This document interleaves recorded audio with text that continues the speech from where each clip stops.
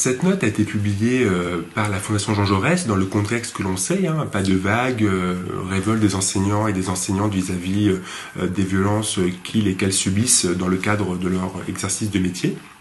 Alors cette note revenait sur un élément statistique apparemment un tout petit peu ennuyeux, mais qui est fondamental. Comment en France on compte les violences scolaires?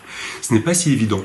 Tous les phénomènes de violence connaissent des difficultés de comptage statistique. Pensons aux violences envers les femmes, qui sont très compliquées à mesurer. Et effectivement, l'écart qui existe entre le phénomène réel et sa prise en compte statistique s'appelle la boîte noire. C'est quelque chose qui est classique en sciences sociales. On sait qu'on a du mal à mesurer les phénomènes dès lors qu'ils sont tabous, cachés ou difficilement déclarables. En France, on a fait le choix d'une enquête nationale qui s'appelle Civis, qui a remplacé une autre enquête auparavant, qui mesure les violences par bassin d'établissement. Donc tous les établissements remplissent et certains donc sont pris en compte dans l'échantillon étudié. Cette enquête Civis, en quelque sorte, compte le nombre de violences pour 1000 élèves.